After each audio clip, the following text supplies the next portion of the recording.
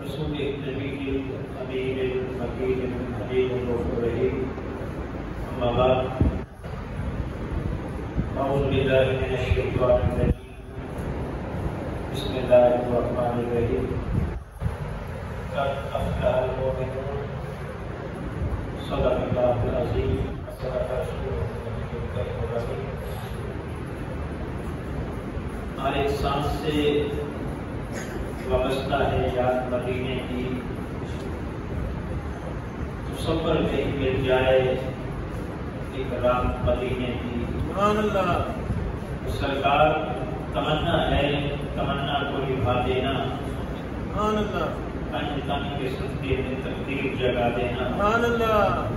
رجالت ہماری سوئی ہوئی تقدیر جگا دے، کہ آنکھیں تو عطا کی ہیں تو مدینہ بھی دکھا۔ سبحان اللہ۔ اللہ کے رحمتہ کا شکر بیاناتے ہیں کہ اس نے ماہ سیام کے بعد عید الفطر کی نعمت سے نوازا، اور دعا کرتے ہیں کہ مولا ماہ رمضان کی ساعتوں میں ہم سے جو غلطیاں ہوئی، کوتاہیاں ہوئی، مولا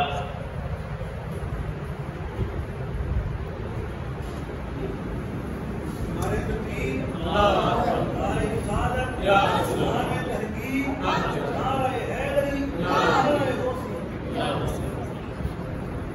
جل مجدہ ہماری غلطیاں، کوتاہیاں، غفلتیں اپنی بارگاہ میں معاف فرمائے، آمین۔ اور ہمیں حقیقی معنوں میں اپنا بندہ کرنے کی توفیق عطا فرمائے۔ آج میری گفتگو کا عنوان ہے بندہ مومن کی صفات۔ قرآن مجید فرقان حمید کی سورہ مومنون کا آغاز یہاں سے ہوتا ہے کہ قد افلح المؤمنون، بے شک ایمان والے کامیاب ہو گئے۔ اب سوال یہ ہے کہ وہ کیسے کامیاب ہو گئے، وہ کیا کرتے ہیں، اور ان کی صفات کیا ہے۔ اس میں 4 صفات ذکر کی۔ فرمایا الذین هم فی صلاتهم خاشعون، پہلی صفت ان کی یہ ہے کہ وہ اللہ کی بارگاہ میں جب نماز کے لیے کھڑے ہوتے ہیں تو دل بھی جھکا لیتے ہیں، سر بھی جھکا لیتے ہیں، سبحان اللہ۔ عجز و انکساری کے ساتھ بھی کھڑے ہوتے ہیں، محبت کے ساتھ کھڑے ہوتے ہیں، اس کی بارگاہ میں اس کے لیے ہی کھڑے ہوتے ہیں، اس کی بارگاہ میں اس کے لیے ہی کھڑے ہوتے ہیں۔ کوئی دکھاوا نہیں ہوتا، ریاکاری نہیں ہوتی، لوگوں کے سامنے خود کو عبادت گزار کہلوانے کا مقصد اور ویژن نہیں ہوتا۔ وہ جب کھڑے ہوتے ہیں تو اس لیے ہوتے ہیں کہ مولا تو راضی ہو جائے۔ یہ لفظ خاص آئے کہ صلاۃ خاشعون، اپنی نمازوں میں وہ عجز و نیاز کرتے ہیں، ریاکاری نہیں کرتے، پہلی سے۔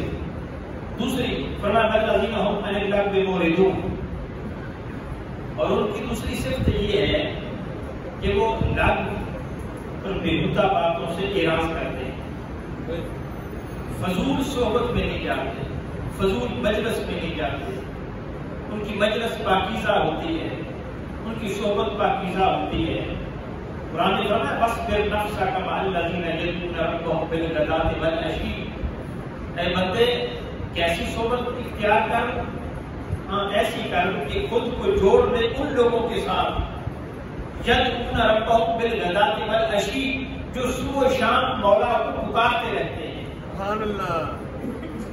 یریدون وجہہ، اور اس پکار میں، اس ریاضت میں، اس عبادت میں کوئی منظر نہیں ہوتی، کوئی مقصود نہیں ہوتا، کوئی مطلب نظر نہیں ہوتا، وہ صرف اور صرف اپنے رب کے مقتے کے طالب ہوتے ہیں۔ اپنے مولا کے دیدار کے متمنی ہوتے ہیں تو وہ اللہ والوں کی صحبت میں بیٹھتے ہیں. اس صحبت میں انہیں حظ ملتا ہے، لذت ملتی ہے، سکون ملتا ہے. الاخلاء یومئذ، اس دن قیامت کے دن کوئی کسی کا دوست نہیں ہوگا. الا المتقون، آگے فرمایا صرف متقی لوگ دوسرے کے دوست بنے. یہ ساری دوستیاں، یہ سارے ناطے جو مفاد پر مبنی ہیں، جو دنیا پرستی کے لیے ہیں، جن کے پیچھے ایک لالچ ہے، فرمایا یہ ساری دوستیاں ختم ہو جائیں گی. صرف دوستی کام آئے گی اس دن اللہ والوں. جو اللہ کے لیے دوستی اختیار کی ہوگی وہ کامیاب ہو، وہ کام آئے گی. تو فرمایا وہ بےہودہ مجلسوں سے اعراض کرتے ہیں، کنارہ کشی کرتے ہیں. بےہودہ لوگ ان کے دوست نہیں ہوتے، ہمارا لوگ ان کے دوست نہیں ہوتے. وہ نیک لوگوں کو تلاش کر کے ان کے ساتھ دوستی کرتے ہیں. پھر فرمایا والذین هم للزکاۃ فاعلون، اور اپنا مال زکات کی صورت میں غریبوں پر خرچ کر کے اس کو پاک کرتے ہیں. اپنے مال کو غریبوں پر خرچ کر کے زکات کی صورت میں اس کو پاک کرتے ہیں. وہ رزق حلال کھاتے ہیں، رزق حلال کماتے ہیں. وہ رزق حلال کھاتے ہیں، رزق حلال کماتے ہیں. حلال کمایا ہوا رزق اگر زکات اور فطر اور صدقہ واجبہ کی ادائیگی سے قاصر ہو جائے تو وہ حلال بھی حرام ہو جاتا ہے. وہ حلال بھی حرام ہو جاتا ہے. وہ حلال نہیں رہتا، وہ حرام ہو جاتا ہے. اور پھر فرمایا والذین هم لفروجہم حافظون، وہ اپنی شرمگاہوں کی حفاظت کرتے ہیں. وہ بدکاری نہیں کرتے، وہ امانت میں خیانت نہیں کرتے، وہ غلط کاری نہیں کرتے. فرمایا 4 چیزیں اگر وہ اپنا لیں قد افلح المؤمنون، وہ کامیاب ہو جائیں گے. یا نماز اس کی بارگاہ میں اس لیے سے پڑھتے ہیں. دوسری چیز بےہودہ مجلسوں سے اعراض کرتے ہیں. تیسری چیز زکات دے کر اپنے مال کو پاک کرتے ہیں. اور چوتھی چیز اپنے آپ پر کنٹرول کرتے ہیں، شرمگاہوں کی حفاظت کرتے ہیں. میرے حضور نے فرمایا تم 2 چیزوں کی مجھے ضمانت دو، ایک جو 2 جبڑوں کے درمیان ہے، دوسری جو 2 ٹانگوں کے درمیان ہے. ایک زبان کی طرف اشارہ تھا اور دوسرا شرمگاہ کی طرف اشارہ تھا. میرے حضور نے فرمایا ان 2 چیزوں کی ضمانت تم دے دو، جنت کی ضمانت میں محمد دیتا. اگر ان پر کنٹرول ہو جائے تو جنت میں ٹھکانہ نصیب ہو سکتا ہے. اور آقا علیہ السلام سیدنا عبداللہ بن عباس رضی اللہ تعالیٰ عنہ سے بلکہ روایت، سیدنا عبداللہ بن عمر رضی اللہ تعالیٰ عنہ سے بلکہ روایت، فرمایا اگر کوئی شخص یہ 4 چیزیں حاصل کر لے، اب اس سے بندہ مومن کی صفات کا اندازہ بھی ہوتا ہے. اگر کوئی شخص یہ 4 چیزیں حاصل کر لے اور اس کے علاوہ دنیا میں کچھ بھی حاصل نہ کرے، کبھی پشیمان اور پریشان نہیں ہوگا. کبھی پشیمان اور پریشان نہیں ہوگا. گویا اس کو اور کچھ بھی نہ ملے، اس کو کسی چیز کی ضرورت و حاجت نہیں ہوگی. یہ 4 چیزیں ہیں. آقا علیہ السلام نے فرمایا پہلی چیز فرمایا سچ بولے. اگر سچ بولنے کی خوبی اس کے اندر پیدا ہو جائے اور کچھ بھی نہ ملے، اس کو پریشانی نہیں. آقا علیہ السلام نے صحابہ نے پوچھا یا رسول اللہ بندہ مومن بزدل ہو سکتا ہے؟ فرمایا نہیں، لیکن کبھی کبھی ایسا ہو بھی سکتا ہے کہ وہ بزدلی اختیار کر جائے. پھر پوچھا یا رسول اللہ کیا بندہ مومن بخیل ہو سکتا ہے؟ بخیل ہو سکتا ہے؟ آقا نے فرمایا نہیں، لیکن ہاں کبھی ایسی پوزیشن ہو سکتی ہے کہ اس کے اندر بخل پایا جائے.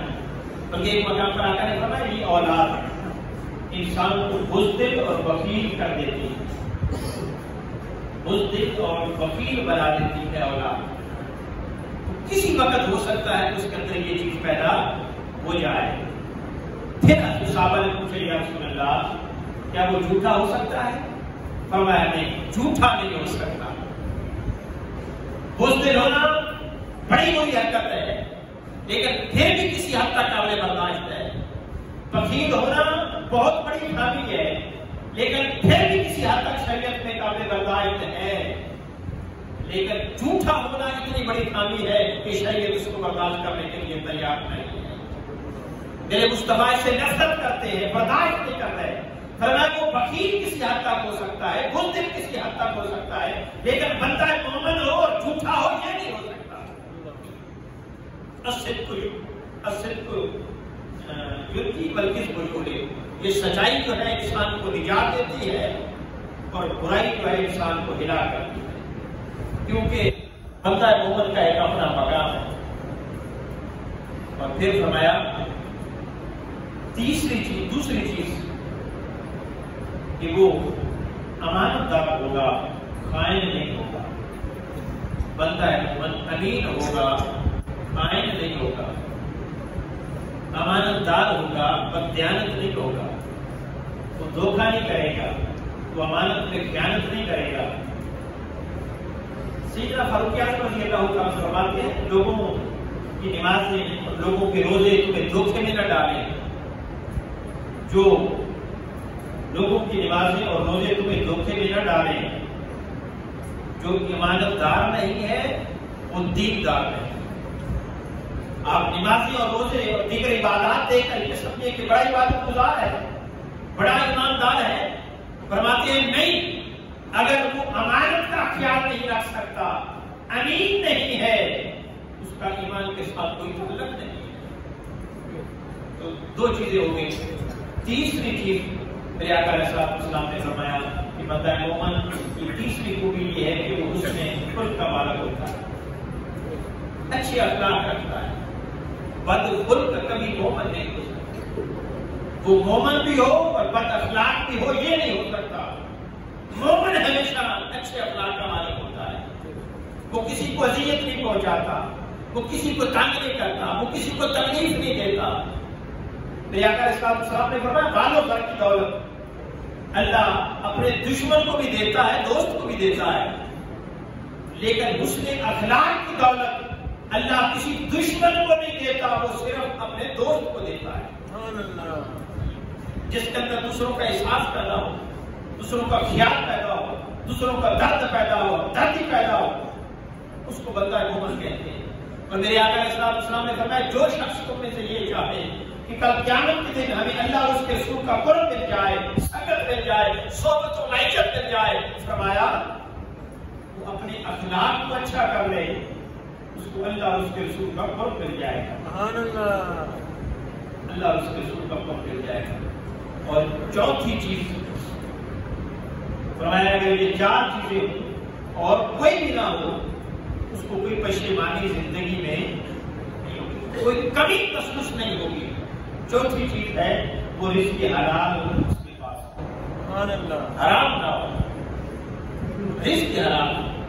اور رزق حلال کے بارے میں حضور نے فرمایا تین لوگ حبیب اللہ ہیں، ولی اللہ سے مقام حبیب اللہ کا زیادہ ہے، خلیل اللہ سے مقام بھی حبیب اللہ کا زیادہ ہے۔ میرے حضور نے فرمایا انا حبیب اللہ، میں اللہ کا حبیب ہوں، اور وہ نوجوان اللہ کا حبیب ہے جو جوانی میں خدا کو یاد کرتا ہے، اور وہ حلال رزق کمانے والا بھی اللہ کا حبیب ہے۔ جو رزق حلال کماتا ہے اس کا کوئی معمولی مقام ہے، وہ اللہ کا ولی نہیں، اس سے بھی اگلا درجہ ہے اللہ کا۔ فرمایا کہ چار جس میں خوبیاں ہو جائیں پیدا، وہ کبھی پشیمان نہیں ہوگا، وہ کبھی نامراد نہیں ہوگا۔ علامہ اقبال علیہ الرحمہ بندہ مومن کی صفات بیان کرتے ہیں، ہر لحظہ ہے مومن کی نئی آن اور نئی شان، گفتار میں کردار میں اللہ کی برہان۔ اور پھر کہتے ہیں کہاری کو، غفاری کو، دوسری و جواب کو، یہ چار عناصر بنتا ہے اس تمام۔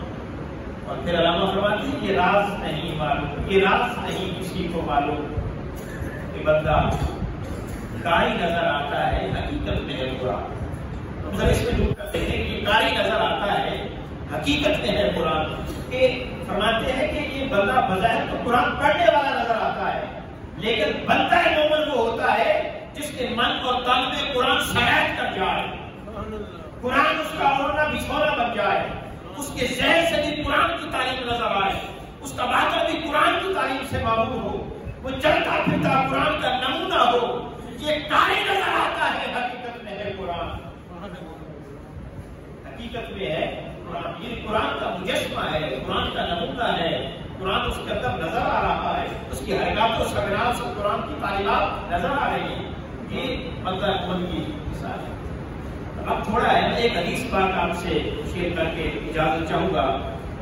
میرے آقا علیہ السلام نے فرمایا،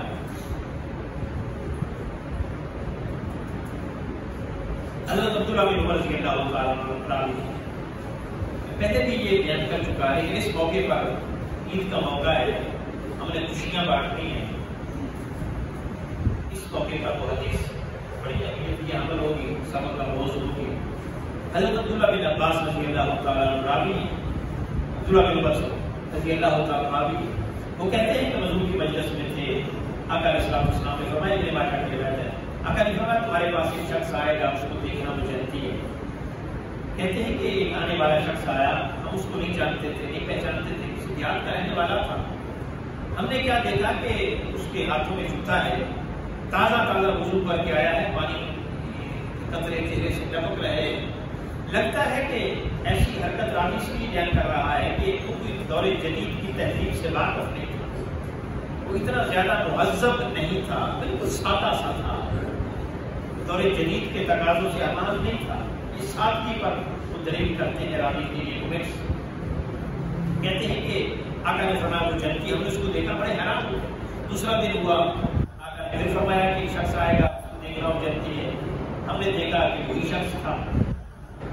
تیسرا دن پھر ہوا، آقا نے پھر فرمایا کہ آج پھر ایک آئے گا، اس کو دیکھنا وہ جنتی ہے، ہم نے تیسرے دن بھی دیکھا تو وہی تھا، وہی شخص تھا۔ ہمیں اس کے مقدس پر بڑا رشک آیا اور ہم بڑے حیران ہوئے کہ یہ کتنا خوش نصیب شخص ہے کہ 3 دن میرے آقا بڑے مجمع میں اسی کی جنتی ہونے کا اعلان کر رہے ہیں، معلوم نہیں یہ کیا کرتا ہے، اس کی شب و روز کیسے گزرتے ہیں، اس کی عبادت کا ڈھنگ کیا ہے، ریاضت کیسے کرتا ہے، خدا کو کیسے مناتا ہے، رب کو یاد کیسے کرتا ہے، لوگوں کے حقوق کیسے پورے کرتا ہے، یہ کرتا کیا ہے، کیونکہ ہم واقف نہیں تھے، آگاہ نہیں تھے، اس کے شب و روز کو جانتے نہیں تھے، اس کے کردار اور اخلاق سے ہم واقف نہیں تھے۔ کہتے میرے دل میں یہ تمنا پیدا ہوئی کہ میں چاہوں تو جیل کو سن تو صحیح، اس کے پیچھا کروں تو صحیح، اس کی شب و روز سے آگاہی حاصل تو کروں، جو یہ کرتا ہے میں بھی وہ کروں، اور اللہ اس کے شکر کی بارگاہ میں مجھے بھی مقبولیت مل جائے۔ تو آپ اس کے پیچھے چل پڑے۔ وہ کسی دیہات کا رہنے والا تھا، چلتے چلتے جب وہاں پہنچے وہ اپنے گھر میں داخل ہوا، ابھی شام نے گھڑی تھی، اس نے گھر دیکھ لیا، کہتے میں نے گھر دیکھ لیا، واپس پلٹ آیا، اور جب شام ہوئی تو اس کے گھر گیا اور جا کر کہتے ہیں کہ میں مہمان بننا چاہتا ہوں، بناؤ گے؟ اس نے کہا ویلکم، کھانا دیا، رات کے رہائش کے لیے بستر دیا۔ کہتے ہیں وہ بھی میرے پاس سویا، لیکن میں نے کیا دیکھا کہ فیض اس نے پڑھے، رات کو ایک ذہن میں میرے خیال تھا کہ ساری رات عبادت کرتا ہوگا، اوزاریاں کرتا ہوگا، اللہ کو مناتا ہوگا، ایک انوکھے انداز کے ساتھ دن کو قرآن کی تلاوت اور نفلی روزے سے گزارتا ہوگا۔ لیکن میں نے کیا دیکھا کہ ساری رات سویا رہا، صبح ہی ناشتہ کیا اور مجھے بھی کروایا، میں نے اجازت لی اور وہ بھی اپنے کام کاج کے لیے نکل گیا۔ میں نے سوچا کہ میں کسی منصب پر نہیں پہنچا، مجھے کچھ حاصل نہیں ہوا، شاید کسی وجہ سے وہ عبادت رات کو نہیں کر سکا، لیکن مجھے ہر صورت میں اس کی عبادت کا انداز دیکھنا ہے۔ میں نے دوسری رات پھر اس کے پاس مہمان بننے کا ارادہ کر لیا۔ جب دوسری رات کیا تو اسی طرح سویا رہا۔ پھر میں نے سوچا کہ شاید 2 راتوں میں کسی وجہ سے نہیں کر سکا، مجھے تیسری رات پھر گزار دینی چاہیے۔ میں تیسری رات کیا، پھر دیکھا، پھر وہ سویا رہا۔ یعنی وہی فرائض ہے۔ جب 3 راتیں مکمل ہو گئی تو میں نے اس سے پوچھا اللہ کے بندے بتا تو کرتا کیا؟ پھر میں نے اس کو واقعہ بتایا کہ جس مجلس میں تم جاتا تھا حضور 3 دن سے تیرے جنتی ہونے کا اعلان کر رہے تھے، مجھے تیرے مقدر پر رشک آیا اور میں نے یہ چاہا کہ تیرے طور اخلاق دیکھوں، تیرے سیرت و کردار دیکھوں، تیری شکر کی عبادت دیکھوں، لیکن مجھے تو کوئی خاص چیز نظر چاہیے. اس سے تو زیادہ لوگ عبادت کرتے ہیں. تیری عبادت کا رنگ دیکھنا چاہتا تھا, ڈھنگ دیکھنا چاہتا تھا, طور طریقہ دیکھنا چاہتا تھا, لیکن عبادت ہی نظر نہیں آئی. جسٹ فرائض ہے, تو برابر کرتا ہے. تو بتا اصل راز کیا ہے جس کی وجہ سے تجھے یہ عزت ملی, تجھے یہ مقام ملا کہ حضور صحابہ کے جھرمٹ پہ تیرے دل کی انہیں بیان کر رہے ہیں.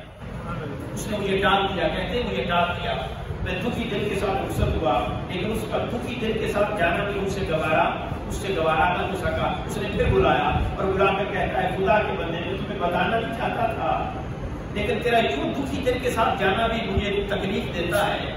ہاں میں تمہیں بتاتا ہوں, جہاں تک عبادت کا تعلق ہے, ریاضت کا تعلق ہے, وہ وہی ہے جو آپ دیکھ رہے ہیں.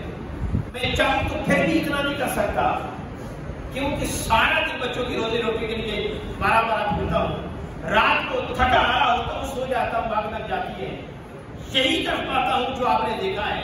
اس کے علاوہ مجھ سے کچھ نہیں ہو پاتا. ارادہ کرو پھر بھی نہیں ہو پاتا, کیونکہ میں مشکل میں ہوں, سارا دن کام کاج کرتا ہوں. بس جہاں تک مجھے اندازہ ہوا ہے کہ میرا نبی مجھ سے راضی ہے, میرا مولا مجھ سے راضی ہے, اس کی ایک ہی وجہ مجھے سمجھ میں آئی ہے, ایک خوبی جس پر مجھے فخر ہے کہ جب سے میں نے ہوش سنبھالا ہے تب سے لے کر آج تک میں نے اپنے من کو اور اپنے دل کو ہر قسم کی حسد اور بغض سے پاک رکھا ہوا ہے. سبحان اللہ. میرے دل میں کسی کا بغض نہیں ہے, سبحان اللہ. میرے دل میں کسی کا حسد نہیں ہے, میرے دل میں کسی کی عداوت نہیں ہے, دشمنی نہیں ہے. جب بھی کوئی میرے ساتھ معاملہ کرتا ہے تو اس کو معاف کر دیتا ہوں. اللہ سے مگر اگر یہ چیز پیدا ہو جائے, یہ چیز پیدا ہو جائے تو انسان اللہ اور اس کے رسول کی بارگاہ میں مقبولیت حاصل کرتا ہے, حقیقی معنوں میں بندہ مکمل بن جاتا ہے. سارا رمضان گزرا اور یہ رمضان کی نعمت ہے عید کی صورت میں, اور آج پورے رمضان کے بعد اور عید الفطر کے موقع پر اپنی مبارک لمحات میں بھی ہم نے اپنے دل میں وہی بغض رکھا دوسرے کے لیے, وہی کوڑ رکھا دوسرے کے لیے, وہی حسد اور اناج رکھا دوسرے کے لیے, وہی لڑائی جھگڑا کیا. پھر میرا مولا ہم سے کیسے راضی ہوگا؟ لہٰذا ضرورت اس وقت یہ ہے کہ آج خدا کے گھر میں بیٹھ کر رمضان کے روزوں کا واسطہ دے کر عید الفطر کے پاک لمحات کو مد نظر رکھ کر دل میں یہ عہد کر لیں کہ جس نے بھی ہمارے ساتھ زیادتی کی ہے میں نے اس کو معاف کیا. کرتے ہیں بولے ذرا ہاتھ اٹھائیں گے انشاءاللہ, سارے نہیں اٹھیں گے. کرتے ہیں کہ ابھی کوئی کسر رہتی ہے, کوئی ایسا ہے کہ ہم نے ابھی وہ بھگتنا ہے. اور یاد رکھیں میرے حضور نے فرمایا 3 قسم کے لوگ ہیں جن کی عبادت خدا کی بارگاہ میں ایک بالشت سے بھی اونچی نہیں جاتی, ان کے سر سے ایک بالشت بھی اونچی نہیں جاتی مقبولیت کے لیے, یعنی خدا کی بارگاہ میں پیش نہیں ہوتی. پیش ہوگی تو اس پر فیصلہ ہوگا نا اس کو قبول کرنا ہے کہ نہیں کرنا, پیش ہی کے لیے نہیں جاتی. 3 قسم کے لوگ ہیں. فرمایا ایک ظالم حکمران جس کو لوگ نہ پسند کریں وہ پھر بھی حکومت کرتا رہے, وہ شخص عبادت بھی کرے تو خدا کی بارگاہ میں اس کی عبادت مقبولیت کے لیے نہیں جا سکتی. دوسری وہ خاتون عورت جو اپنے شوہر کو ناراض کر کے بستر پر جائے اور شوہر اس حال میں رات گزارے کہ تکلیف میں ہے, اس سے ناراض ہے, وہ عبادت کرتی رہے, ریاضت کرتی رہے, خدا کی بارگاہ میں اس کی عبادت نہیں پہنچتی. اور تیسرا طبقہ ان لوگوں کا ہے جو دلوں میں بغض رکھتا ہے دوسروں کا, جو دلوں میں کوڑ رکھتا ہے دوسروں کے لیے, جو تنگی رکھتا ہے دوسروں کے لیے, جو لڑائی جھگڑے کے لیے تیار رہتا ہے ہمارا, جس کا کسی نہ کسی کے ساتھ معاملہ چل ہی رہا ہوتا ہے, چل کر رشتہ داروں کے ساتھ, پڑوسی کے ساتھ, والدین کے ساتھ, بھائیوں کے ساتھ, کسی نہ کسی کے ساتھ اس کا چلتا رہتا ہے. فرمایا وہ عبادت بھی کرے خدا کی بارگاہ میں تو بس یہ سارا کچھ فضول ہے, اس کی عبادت خدا کی بارگاہ میں مقبول. اور قیامت کا دن ہوگا, میرے آقا نے فرمایا کچھ لوگ ایسے ہوں گے جو ممبروں پر بیٹھے ہوں گے, ان کے آس پاس نور ہوگا, وہ نور کے ممبر ہوں گے, دائیں بھی نور ہوگا, بائیں بھی نور ہوگا, آگے بھی نور ہوگا, پیچھے بھی نور ہوگا, تو خود سراب کا نور ہوگا. میرے حضور نے فرمایا ان کے چہرے 14ویں رات کی چاند کی طرح چمک رہے ہوں گے, اور ان کے مقام و مرتبے کو دے کر جنتی بھی راشد کریں گے کہ مولا یہ کون لوگ ہیں جن کو آج اس نے عزت دی ہے, جن کو اتنا مقام دیا ہے, عزت دی ہے, شان دیا ہے, درجہ دیا ہے, کمال دیا ہے, یہ کون لوگ ہیں. آقا علیہ السلام جب یہ بات ارشاد فرما رہے تھے کہ اللہ ان لوگوں کو اتنی منزلت دے گا, اتنا مقام دے گا تو صحابہ کا پیمانہ صبر لبریز ہو رہا تھا. صحابہ چاہ رہے تھے کہ ہمیں پتا چلے جاتے کہ وہ کون لوگ ہیں. ایک شخص پیچھے سے سبے توڑ کر آگے آتا ہے تو زانو بیٹھ کر حضور کی بارگاہ میں ہاتھ توڑ کر کہتا ہے آقا بتائیں تو صحیح وہ لوگ کون ہوں گے. میرے حضور نے فرمایا وہ ہوں گے جن کو قیامت کے دن نورانی چہروں سے نوازا جائے گا, نورانی نگروں سے نوازا جائے گا. صاف نور ہوں گے وہ ہوں گے جو دنیا میں محبت ایک دوسرے سے مفاد کی خاطر نہیں کرتے, خدا کی رضا کی خاطر. سبحان اللہ. خدا کی رضا کی خاطر ایک دوسرے سے صلح کرتے ہیں اور ایک دوسرے سے تعلق کرتے ہیں. اور آقا علیہ السلام نے حرم کعبہ کو خطاب کیا تھا اور فرمایا تھا حرم کعبہ تو بڑی عزت والا ہے, بڑی منزلت والا ہے, بڑے مقام والا ہے, لیکن مجھے اس ذات کی قسم جس کے قبضہ قدرت میں مجھ محمد کی جان ہے, ایک بندہ مومن کی تعظیم اور عزت تجھ سے کہیں زیادہ ہے. سبحان اللہ. خدا کے گھر سے بھی ایک بندہ مومن کی عزت زیادہ ہے, اس کا مقام زیادہ ہے. تو ہم کعبے کی تعظیم کریں اور ایک انسان کی تعظیم نہ کریں, خدا کیسے راضی ہوگا. دعا ہے اللہ جل مجدہ ہماری عبادت اپنی بارگاہ میں قبول فرمائے, ہماری حاضری اپنی بارگاہ میں قبول فرمائے.